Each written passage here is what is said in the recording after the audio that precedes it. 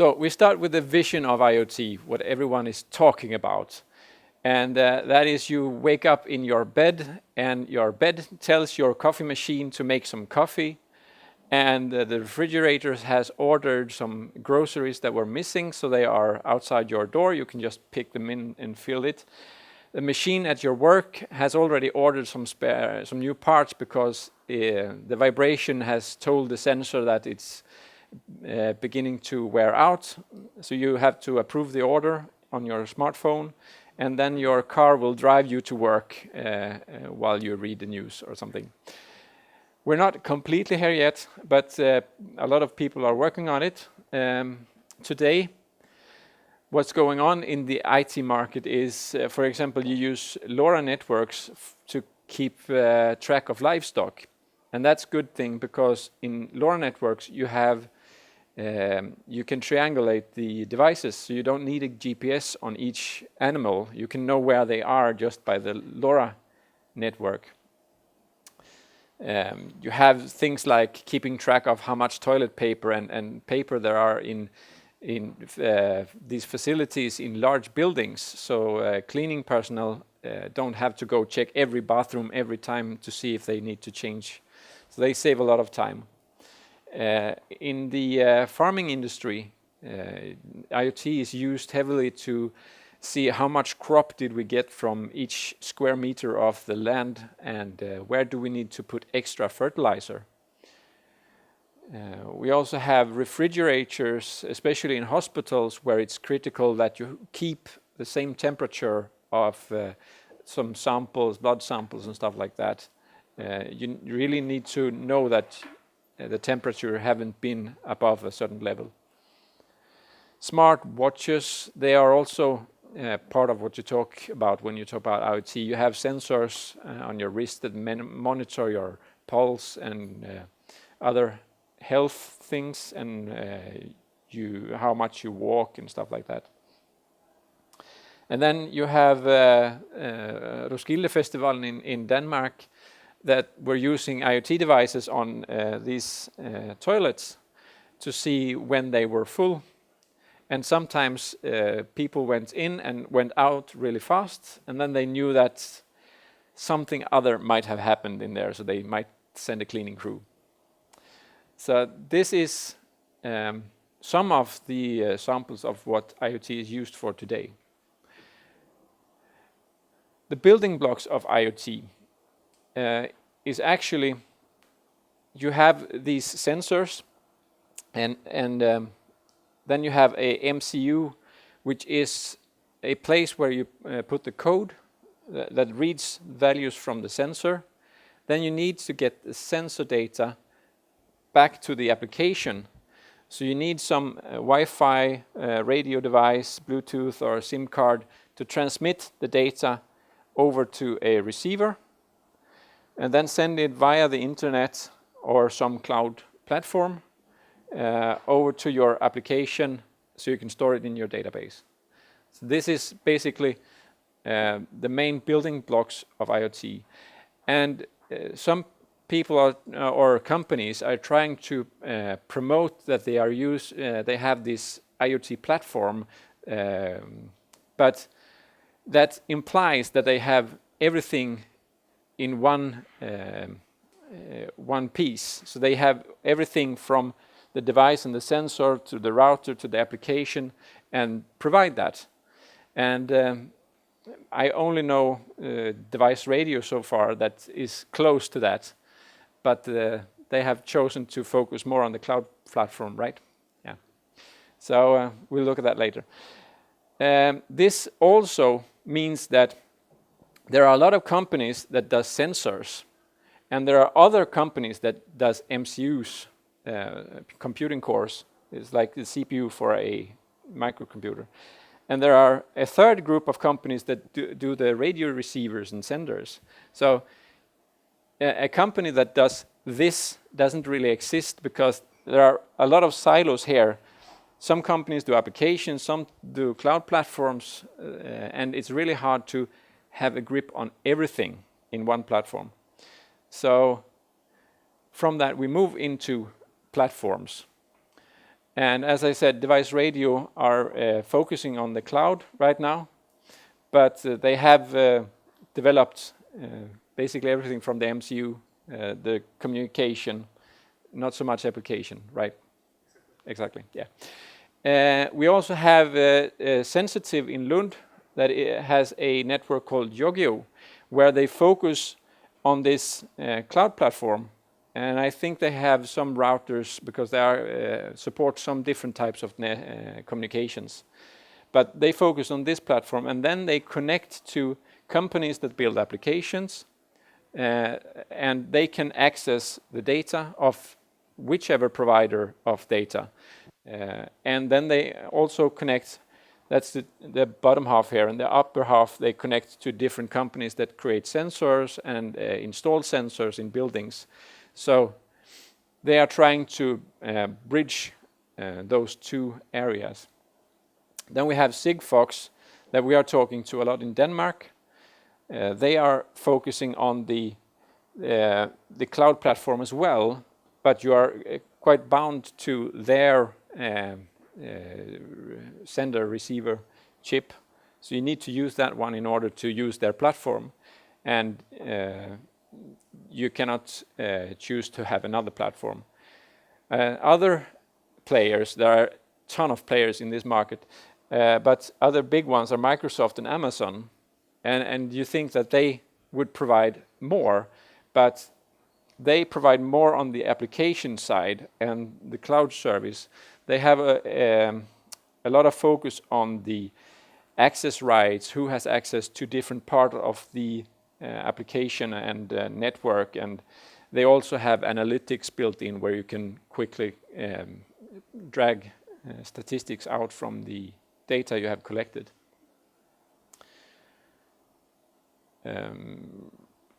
So when you are going to build an IoT solution, you start by basically selecting what platform do you want to use, what kind of radio technology do you need, and what devices you need. So let's start looking at the sensor. You want to pick a sensor that is collecting the data you want to collect.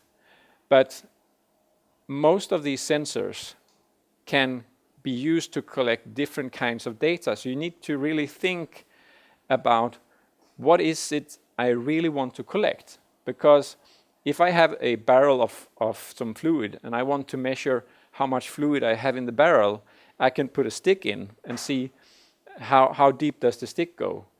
Or I can put a microphone and a small picker that picks in, and the acoustic sound that returns from the barrel tells me how much water is in the barrel.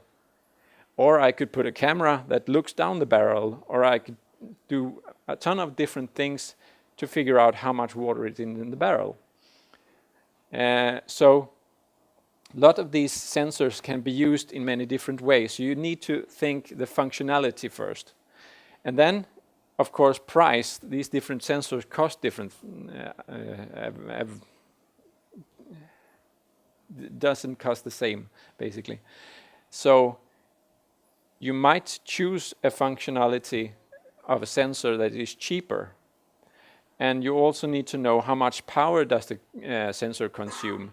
Because if you want to run a sensor on a battery, then you want to make sure that this sensor doesn't drain your battery of power. So these are the three main things you need to think about when you select a sensor. Then you need to think about the carrier technology. And here you also have the power, of course. But you have the range, of course, some 4G, 5G, GSM and Togi are technologies where you have masts over everywhere, but then you need to buy a SIM card, and they are a little bit more power consuming. I don't know about 5G, they are still working on that one. It will be done 2020, 2022, something. If you want to go low power, you go down, and then you use C-Wave, Sigfox, LoRa, M-Bus, perhaps. And you don't have to think radio when you think IoT devices. M-Bus is actually a from the beginning a threaded communication panel or device where you have two cables going out to the sensor. And then, of course, you have to look at the pricing and the data rates. Some of these networks you can send a lot of data. Wi-Fi and G4 Bluetooth, they are sending a lot of data through. But Sigfox, for instance, there you have a 12-byte message that you can send, and maximum you can have 140 messages a day. And the cheap version here, $8 a year, is 1 to 2 uplink messages and no downlink. So you can send information back to the sensor. What's the range on the Sigfox has antennas all over the country, which means that it doesn't matter where you are, you always have a connection to the Sigfox. That's the plan, at least. I know that they are working on installing a LoRa network in Lund and Malmö. There are a group doing this. But otherwise, if you want to use some of these, Z-Wave and Zigbee, I think, is more for home use. And LoRa and NB-IoT, I think, are if you want to have something in a larger area. So there are different choices to look at there. And then you can come to the MCU.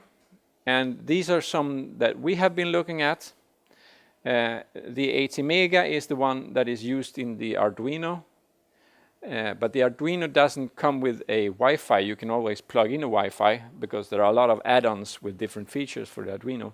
But that is, on the other hand, a really good place to start if you want to make devices, because there are so much documentation. There are a ton of different boards you can plug in. And then you have the ESP8266, which also is a popular one. I've used this one at home. I have it here. I will show it later. But this is used in some devices. And basically, you can access them all through the Arduino interface where you write your code. And then we have tried this particle.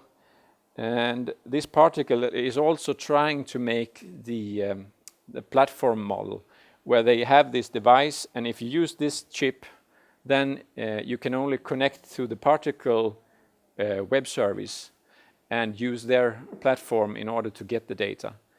Of course, if you use a platform like this, you are more secure than if you just put something on the Wi-Fi yourself, because they are making sure that the security is in line with what you need.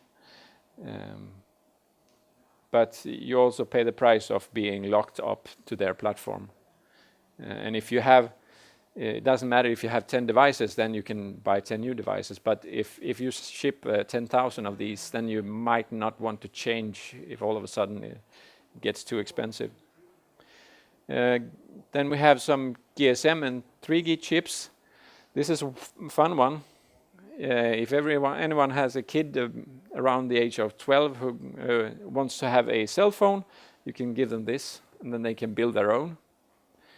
Otherwise, there are some other chips to choose from if you want to use the GSM net. This is actually a phone, but with no display and no keyboard, so you have to add that yourself. But you have the microphone and headphone plug in here and a SIM card, and you're good to go. I also talked to Isabella from Elsotech, and she talked a lot about when you choose a chip, that you should really think about how is this provider financially. Do they stay alive? If you find a chip on what's it called, the Indian website where you can buy everything. Alibaba, yeah. If you buy chips from Alibaba for $1 and you think that yes, I'm smart. I got all these chips, and then you start producing, and you get to 500, and your customer wants 5,000, and you turn back to Alibaba, and you notice that, oh shit, they have been bankrupt, so they don't sell that chip anymore. Oh, we have to rebuild our platform and ship some new devices, and that will just take a lot longer time. So you might want to consider looking at that, and Elsotech is a good place where they have some knowledge about how to check the validity of different companies and providers.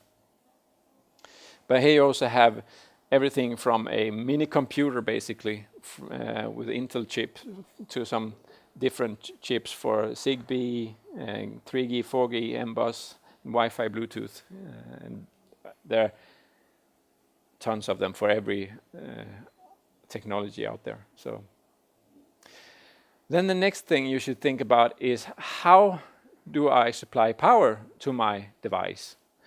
And of course, in this day and age, you want to use rechargeable batteries, because then you can recharge your device when the batteries run out.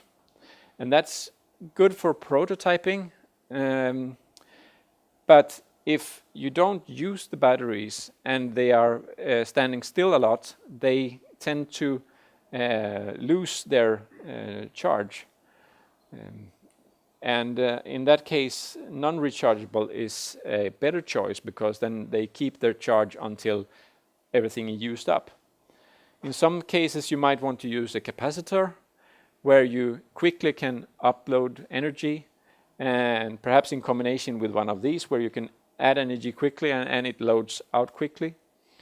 And of course, I almost forgot the obvious one, where you use the cable. You just put it in the stick, and then you don't have to care about power in any of the other solutions. So depending on what you're going to use your device for, you want to choose some of these. You could also use sun power radio waves, where you pick up all the radio waves going around in the air right now and turn that into energy. If you have a sensor on a bicycle, for instance, you could have a vibration sensor. There are talk about elevators, monitoring the engine in the elevator, for instance. And if that starts vibrating too much, then it's probably time to change the engine. So you want to track that and change the engine before the elevator stops and you cannot use it.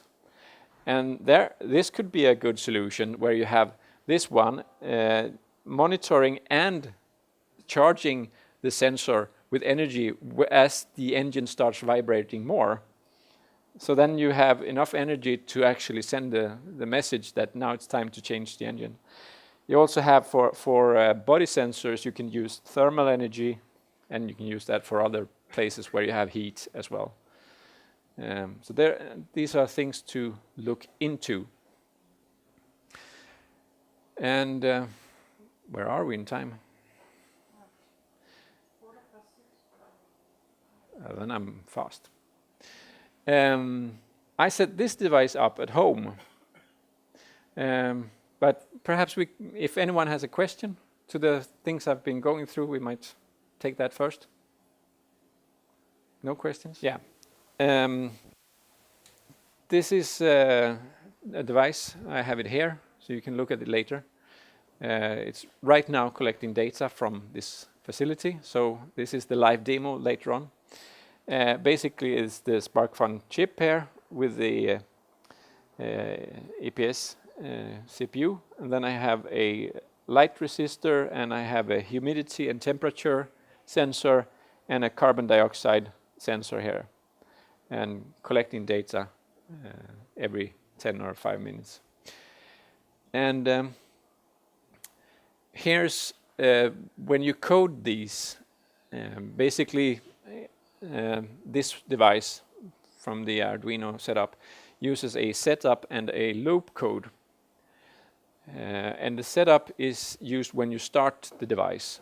When you put the power on, the setup runs once, and then it triggers the loop to run, and the loop runs, and then when it's done, it triggers the loop to run again.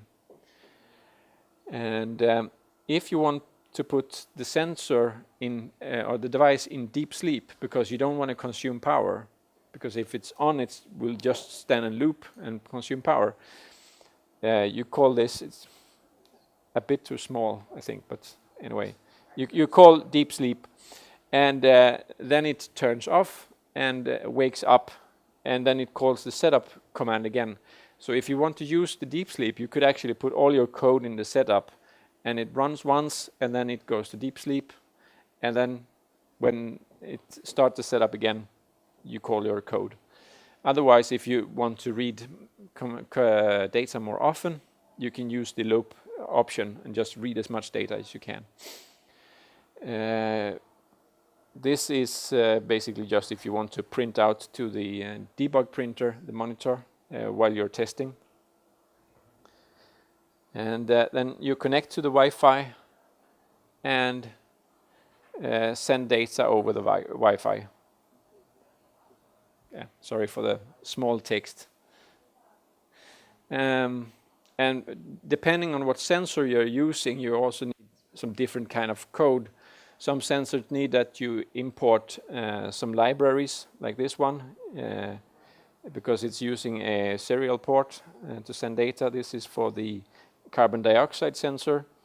The light resistor only reads an analog read, so it only reads how much power is on the analog input, and the carbon dioxide humidity also reads a digital signal from the data, so you need to initiate some objects to handle that. Yeah. So we might just go on. The digital footprint. Everyone knows what we're talking about. We're talking about cookies, and we're talking about surveillance and data integrity. Actually, I think it's a bit funny that EU has decided that every website need a cookie validation because there are a ton of other ways to track users than using cookies. You have 3 different databases in the browser that you can use to store larger amount of data to track users if you would like to. You also have something called a browser fingerprint, where you basically look at the different features and how the user interacts with the browser and what kind of operating system you have, and combine that to make some kind of fingerprint where you can recognize the users from time to time. So tracking users is something we are used to on the internet, and surveillance is getting more and more. If you look at London, for instance, they have cameras everywhere. You see cameras pop up in buses and different places in Malmö as well. And then we have the data integrity, where all this data is stored. Are we sure that it's stored safely, or can people get access to the data that shouldn't get access to the data?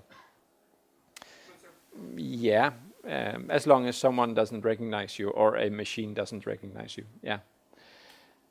But actually in London they use machine learning to recognize people where they go. And I saw a video about, I think it's CSI, that are using drones that can recognize people from above, and they can monitor large areas at the same time, and then they can figure out who is who and depending on how they walk and stuff like that. So what can we do with sensors? For instance, we realized this when we were at the conference and had the same basic setup of sensors in a hotel room. In the morning, you can see you have carbon dioxide here, you have the temperature graph here, and you have the humidity. So basically, you can see the body starts to wake up, and the humidity, you start breathe more, and the humidity is rising in the hotel room. And since it's a small room, the effect is more impactful. And then you can see the carbon dioxide going up. You consume more oxygen, and you see the heats are rising as well because of the movement. Then the person enters the shower, and you can see the carbon dioxide goes down again because now he's locked the door, he's in the bathroom, so the ventilation removes the carbon dioxide from the room. And the temperature goes down because there's no one in the room anymore. And here we can see a spike of humidity because the door is open from the bathroom and all the moistured air goes out to the shower, and you see the carbon dioxide goes up again. And we have a short turn back into the bathroom, and we start to put on clothes because it's consumes a lot of energy, it produces heat, and we see the carbon dioxide goes up because it's more work. And the humidity is still going up here. What happened to the light? I don't know. It's some screensaver? No. Okay. And then basically the heat gets too high, so the air conditioner kicks in and takes the temperature down. And I think this is... No? We can still see it, no problem. Yeah. Yeah, but something has happened. Yeah, something has happened, we just don't know what. There you go. Yeah.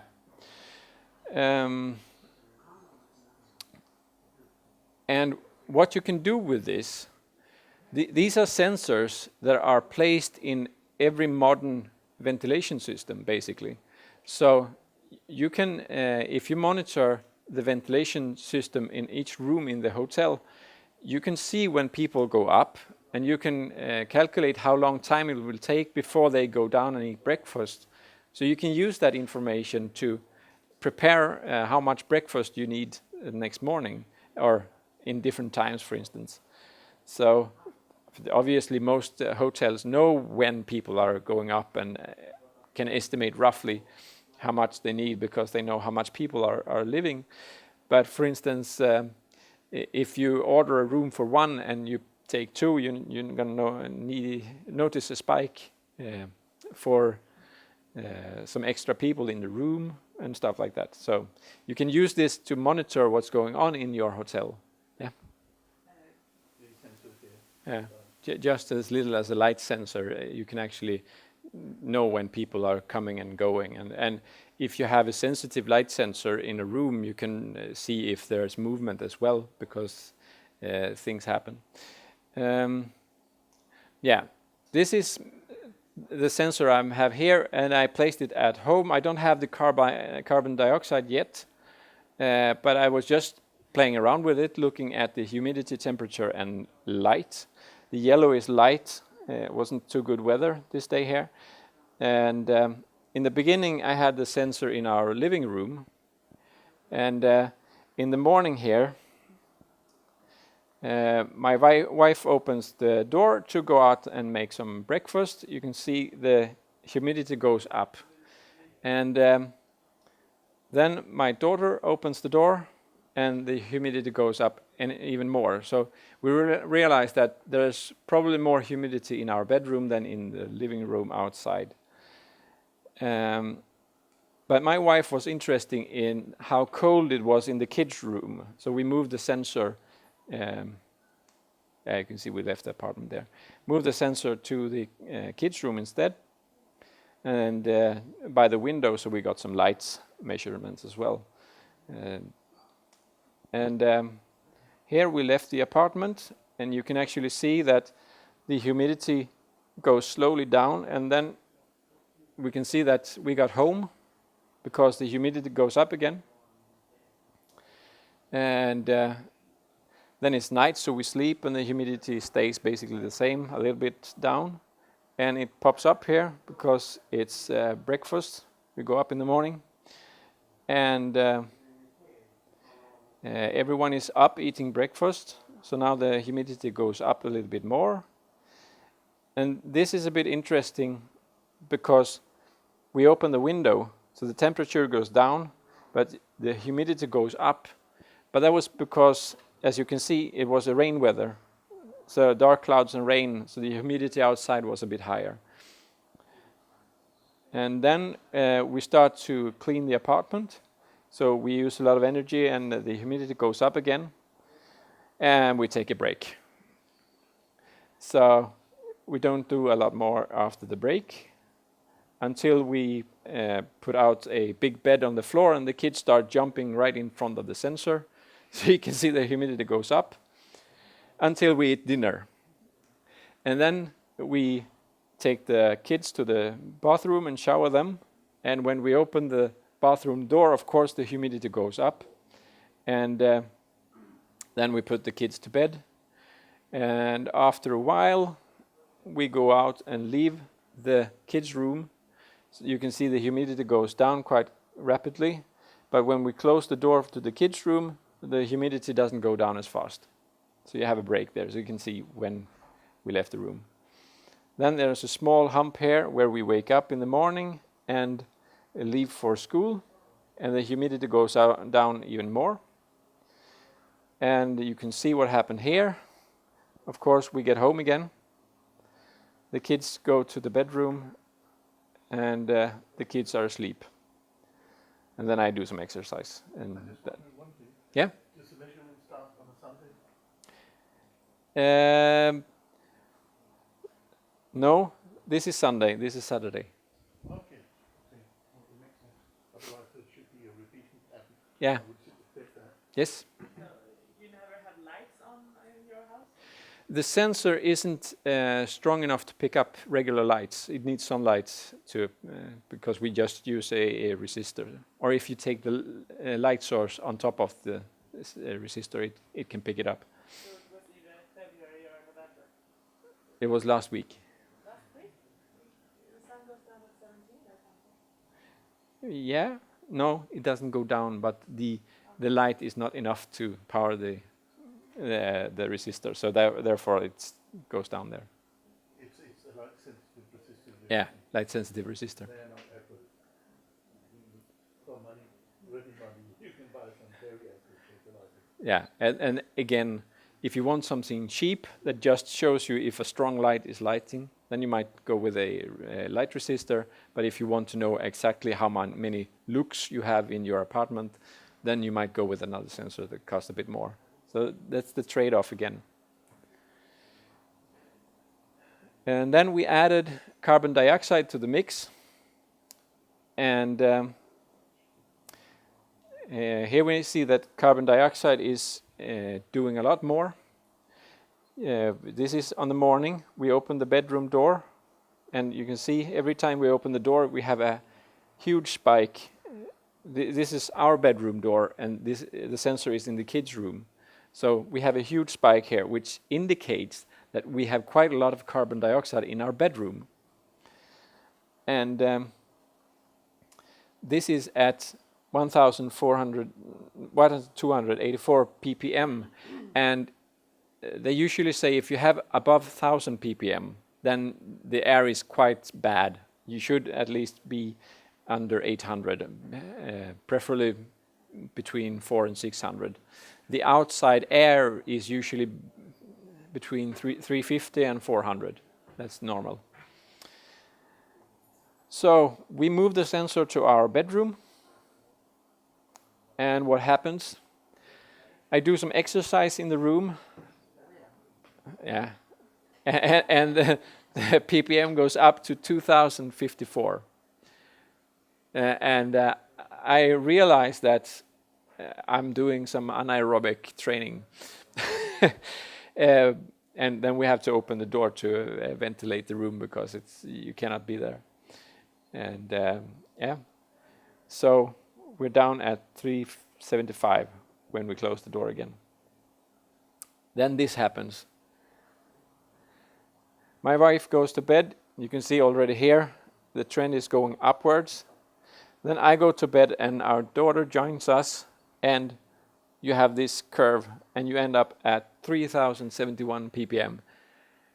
And I thought that I was always a tired person in the morning, but perhaps this could have something to do with it. And I didn't even know, I didn't think about this until I had the sensor that showed me this. So that's one of the most interesting things so far that has come out of this testing. Yeah, basically that's all for my presentation right now.